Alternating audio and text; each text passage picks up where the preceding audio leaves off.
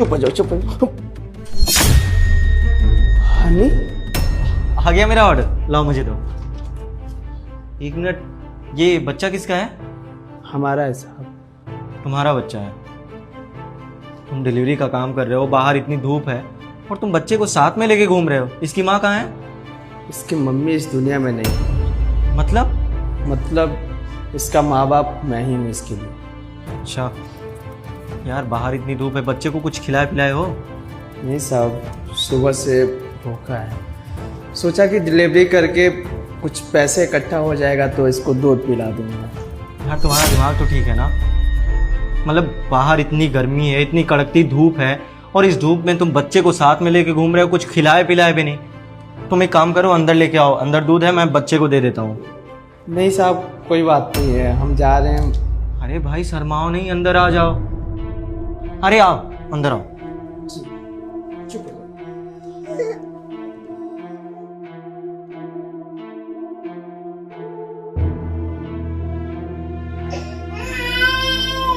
हो जाओ, चुप हो जाओ। माफ करिएगा साहब, बच्ची है इसीलिए। कोई बात नहीं। वैसे आपका बच्चा बहुत प्यारा है, क्या नाम है इसका? रिवांश। वैसे अगर आप बुरा ना माने तो आपसे कुछ पूछ सकता हूँ? जी पूछिए। वो गेट पे मैंने आपसे पूछा कि इसकी माँ कहाँ है, तो आपने कहा वो इस दुनिया में नहीं है। फिर आपने कहा कि वो यहाँ पे नहीं है। मतलब बात कुछ समझ नहीं आया आपकी। मतलब ये कि इसकी माँ इससे प्यार नहीं करती, इसको मानती नहीं है। मतलब हम दोनों को धोखा दे रही है। धोखा दे रही है, इसको मानती नहीं है? भाई आप कहना क्या चाहते हो? हर दुनिया में ऐसी कौन सी माँ होगी जिसको अपने बेटे से प्यार नहीं होगा? मैं एक बार के लिए ये मान सकता हूँ कि शायद उसे आपसे प्यार ना रहा हो, आपको उसने छोड़ दिया हो। पर ऐसी कौन सी माँ होगी जो इतने छोटे बच्चे को छोड़ देगी और उसे बच्चे से प्यार नहीं होगा? यही देखकर तो मुझे भी सदमा लगा साहब कि इसकी माँ इससे प्यार नहीं करती, इसकी केयर नहीं करती। वो बस खुद से प्यार करती है, अपने से मतलब रखती है और खुद के जीवन अच्छे से जीना चाहती है। ना इसके रोने से उसे कोई फर्क पड़ता है, ना मेरे इतने काम करने से, इतना मेहनत करने से, ना मेरे इतना प्यार करने से। किसी चीज़ से फर्क नहीं पड़ता उसे। माफ़ करिएगा, लेकिन क्या मैं ये पूछ सकता हूँ कि आपकी शादी लव मैरिज थी या अरेंज मैरिज? लव और अरेंज दोनों था साहब। दरअसल मैं यहाँ से नहीं हूँ, मैं बिहार से हूँ। और वहीं पर मैं एक रिश्तेदारी में गया था, वो मुझे पसंद आ गई थी और वो भी मुझे बहुत पसंद करने लगी थी। घर वालों के मर्जी से शादी कर ली, पर उसे गांव पसंद नहीं था। हमेशा से सोचती आ रही थी मैं शहर जाऊंगी, वहाँ रहूंगी और शहर की दुनियादारी देखूंगी। जिद करने लगी, उसके जिद के कारण मैं शहर लेकर आ गया। सोचा कि यहाँ पर आके खुशी से रहूंगा, पर यहाँ आकर तो मेरी दुनिया ही उजड़ गई साहब। यहाँ के रंग में ढल गई। उसे यहाँ के पहनावा, गांव में साड़ी पहनती थी पर यहाँ बोलने लगे कि मुझे भी शॉर्ट ड्रेस पहनना है। प्यार करता था साहब, आज़ादी दे दिया। रात रात पर दोस्तों के साथ क्लब में जाती थी, पार्टी करती थी, लेट नाइट आती थी। उसे एक दो बार बोला भी कि ये सब गलत है, ऐसे संगत में मत पड़ो, पर बोली कि यही सही है। मुझ पर गुस्सा करने लगी। फिर सोचा कि छोड़ो, इसे अपनी जिंदगी जी लेने दो। यही गलती कर दिया साहब। उसका इतना मन बढ़ गया, एक ऑफिस में जॉब करती थी साहब, अपने मालिक से ही अफेयर चला ली। और एक दिन मैं डिलीवरी करने गया था, उसके मालिक के घर पर उसे देखा। उसी दिन अपना रिश्ता तोड़ दिया साहब। उसी दिन से मेरे लिए मेरी बीवी और मेरे बच्चे के लिए उसकी माँ मर चुकी है साहब। सच बताऊं तो आपकी कहानी सुन के ना बहुत बुरा लगा आपके लिए। जो भी आपके साथ हुआ मुझे लगता है नहीं होना चाहिए। आखिरकार आप इतना प्यार करते थे उस औरत से, आपने अपने तरफ से कोई कसर नहीं छोड़ा उसे प्यार देने में, उसे सपोर्ट करने में। पर वो कहते हैं ना कि जिसे जाना होता है वो चला ही जाता है, बस उसके लिए एक बहाना ही काफ़ी होता है। पर सच बताऊं ना तो मैं इस मामले में बहुत लकी हूँ। मेरी बीवी मुझे बहुत प्यार करती है। और एक बात बताऊं आपको, कहीं ना कहीं हमारी कहानी ना आपसे थोड़ा सा मैच होती है। वो क्या है ना कि ये मेरे ऑफिस में ही काम करती थी, मुझे इससे प्यार हो गया और बस मैंने इससे शादी कर ली। बहुत खुश नसीब है साहब, आपको ऐसी बीवी मिली है। भगवान करे ऐसे ही आप खुश रहिए और आगे बढ़िए। अब आपका बहुत बहुत धन्यवाद। और आप चिंता मत करिए, आपकी लाइफ में भी कोई ज़रूर आएगी और आपकी अभी जैसी ज़िंदगी है वैसी नहीं रहेगी, लाइफ सुधर जाएगी आपकी। खैर मैं बातों में भूल गया, मैं बच्चे के लिए दूध लेके आता हूँ। जी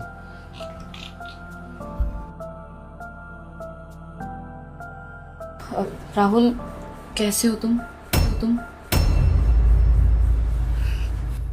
हाल पूछ रही हो तुम मेरी? अगर इतनी फिक्र होती तो मुझे छोड़कर नहीं जाती, और ना मेरे बच्चे को।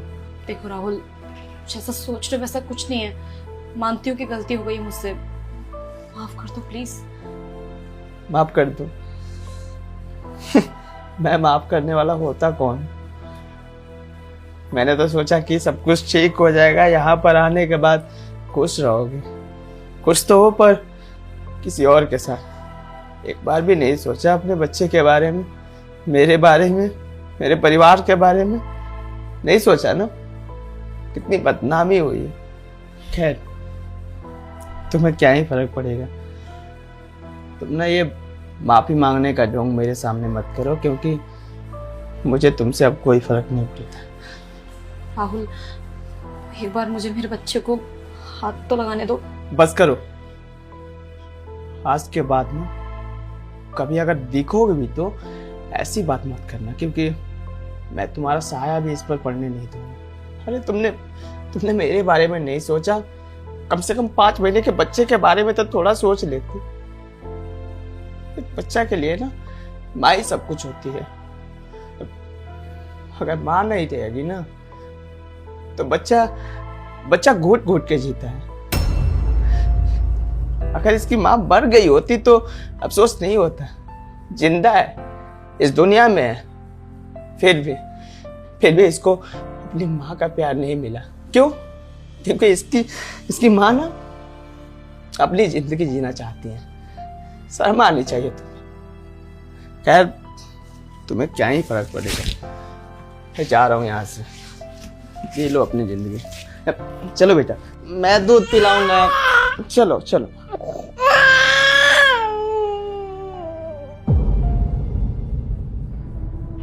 ये आदमी कहाँ गया और बच्चा कहाँ गया? वो उसे और भी जगह डिलीवरी करने जाना था, इसलिए चला गया। क्या अजीब आदमी है, इतनी कड़कती धूप में बच्चे को लेकर के साथ में घूम रहा है, ना कुछ खिलाया ना पिलाया, और आज दूध दे रहा हूँ उसको पीने के लिए तो उससे पहले ही गायब हो गया। खैर छोड़ो, सच में कहते हैं ये गरीब होते ही ऐसे हैं। मैं तुम्हारे लिए निकाल के लाता हूँ।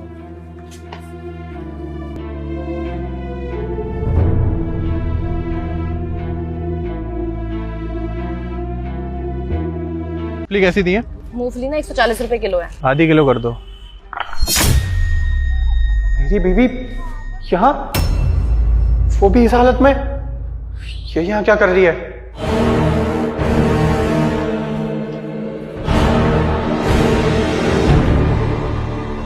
अरे भैया क्या हुआ, बताइए ना कितनी मूंगफली कर दूं?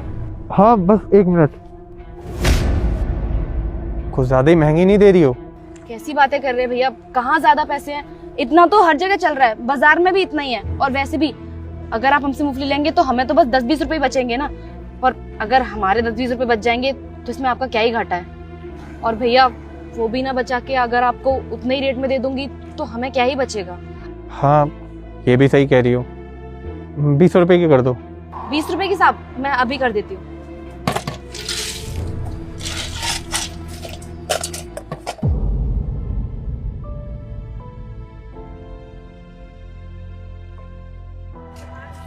ये लीजिए साहब आपकी मूंगफली। ये लो। साहब 500 रुपए खुले नहीं है आपके पास? नहीं, मेरे पास तो नहीं है। ठीक है साहब, आप रुकिए, मैं खुले करवा कर लाती हूँ। अरे रुको, एक काम करो, बचे हुए पैसे भी तुम रख लो। नहीं नहीं साहब, कैसी बातें कर रहे हैं? हमारे सिर्फ 20 रुपए होते हैं, हम वही रखेंगे। और साहब जो हमारे हक का पैसा है हम वही रखते हैं, हराम का पैसा नहीं रखते। आप रुकिए 2 मिनट, मैं पैसे लेकर आती हूँ खुले करवा के। अच्छा सुनो, वैसे अगर बुरा ना मानो तो एक बात पूछूं तुमसे। जी साहब पूछिए। ये आपके चेहरे पे निशान कैसे हैं? वो क्या है ना साहब, घर पे काम कर रही थी तो बाथरूम में पैर फिसल गया और चोट लग गई फेस पे। दुनिया मैंने भी देखी है मैडम, इन चोट के निशानों से साफ पता चल रहा है ये गिरने के नहीं, किसी के मारने की वजह से हुए हैं। देखो, अगर आप मुझे बता सको तो बता सकती हो, मुझे बताने से दुखी हल्का होगा तुम्हारा। क्या बताऊं साहब, ये जो कुछ भी मेरे साथ अब हो रहा है ना, ये सब मेरी खुद की गलती की वजह से हो रहा है। मैं खुद जिम्मेदार हूँ अपनी इस हालत की। मैं कुछ समझा नहीं। वो दरअसल साहब, मैंने अपने पति को धोखा दिया है। उसे छोड़कर मैंने किसी और से शादी कर ली। मेरा पति बहुत अच्छा इंसान था, बहुत प्यार करता था मुझसे, बहुत मानता था मुझे, लेकिन मेरी अकल पे पत्थर पड़े हुए थे जो मैंने उसे धोखा दिया। मेरी जिंदगी बहुत अच्छी चल रही थी, एक पति का जितना फर्ज होता है उसने उतना फर्ज निभाया। लेकिन एक दिन मुझे एक लड़के से प्यार हो गया और उसकी बातों में आके मैंने अपने पति को छोड़ दिया, उसे तलाक दे दिया और उसके साथ घर छोड़ के चली गई। लेकिन शादी के कुछ समय बाद उस लड़के ने मुझे मारना पीटना शुरू कर दिया, मुझ पे बहुत अत्याचार करने लगा। वो उसे लगा था कि मैं अपने पति को छोड़ कर आऊंगी तो उसकी सारी प्रॉपर्टी, उसके पैसे सब लेकर आऊंगी, लेकिन मैं ऐसा कुछ भी लेके नहीं गई अपने साथ। बस इस वजह से उसने मेरी जिंदगी जहन्नुम बना दी। अपने पति को छोड़कर मैंने उससे शादी की, ये मेरी लाइफ की सबसे बड़ी गलती थी। मेरे पति की कोई गलती नहीं थी, लेकिन मेरी अकल में पत्थर पड़े हुए थे जो मुझे उसका प्यार नहीं दिखा। जिस लड़के के साथ मैं भागी थी ना, उस लड़के का अत्याचार मैं झेल नहीं पाई, इसलिए उसे भी छोड़कर मैं आ गई और अब अपनी जिंदगी ऐसे काट रही हूँ, मूंगफली बेच के, कभी किसी के घर में काम करके। बस ऐसे ही मेरी जिंदगी चल रही है। ये तो बहुत बुरा हुआ आपके साथ। आप एक काम क्यों नहीं करती हो, आप अपने पति के पास वापस क्यों नहीं चली जाती? क्या पता वो आपको वापस से अपना ले। नहीं नहीं साहब, मैं वहां किस मुंह से जाऊंगी? वो मेरी शक्ल तक देखना पसंद नहीं करेंगे। जिस लड़के के लिए मैंने उन्हें छोड़ा था, उन्हें धोखा दिया, इतना प्यार करते थे मुझसे, मैं वहां कैसे जा सकती हूँ? मैं नहीं जा सकती वहां। अब शो कुछ भी है, यही है, मुझे अब ऐसे ही अपनी जिंदगी काटनी है पूरी। अच्छा, वैसे अगर तुम्हारा पति तुम्हारे सामने आ जाए तो तुम क्या करोगी? मैं क्या कर सकती हूँ? अपनी गलती का पछतावा करने के अलावा मैं और कुछ नहीं कर सकती। हाँ, अगर फिर भी अगर वो मेरे सामने आते हैं ना, तो मैं उनसे हाथ जोड़ के माफी मांगूंगी और कहूंगी कि आप मुझसे बहुत प्यार करते थे, लेकिन आपका प्यार मैं कभी देख नहीं पाई और जाने अनजाने में बहुत बड़ी गलती कर बैठी। मैंने उनकी भी जिंदगी बर्बाद कर दी और जिस लड़के के साथ मैं भागी थी, उस लड़के ने मेरी जिंदगी बर्बाद कर दी। मैंने तो सब कुछ बर्बाद कर दिया ना, अब मैं किस मुंह से उनके पास जा सकती हूँ? तो बस उनसे माफी मांगूंगी और कुछ नहीं करूंगी। तो फिर मांग लो माफी।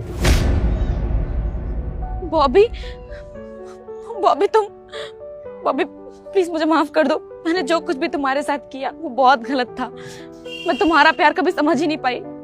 मैंने तुम्हारे साथ गलत किया और उस लड़के ने मेरे साथ। मैं तुम्हारी लाइफ में वापस नहीं आना चाहती, लेकिन तुमसे माफी मांगना चाहती हूँ। मैं चाहती हूँ कि तुम मुझे माफ कर दो। मैं अपने सर पे इतना बड़ा बोझ लेके नहीं रह सकती। तुम्हें माफी मिलेगी, लेकिन एक शर्त पर। तुम जो बोलोगे, जो शर्त है तुम्हारी, मैं सब मानने के लिए तैयार हूँ, बस तुम मुझे माफ कर दो। शर्त मेरी ये है कि क्या तुम मुझसे दोबारा शादी करोगी? क्या शादी? इतना सब कुछ होने के बाद, ये जानते हुए कि मैंने तुम्हें धोखा दिया किसी और के लिए, फिर भी तुम मुझसे शादी करना चाहते हो? देखो, जो भी कुछ हुआ तुम वो सब भूल जाओ। बस मुझे ये बताओ, क्या तुम मुझसे शादी करोगी या नहीं? I'm so sorry.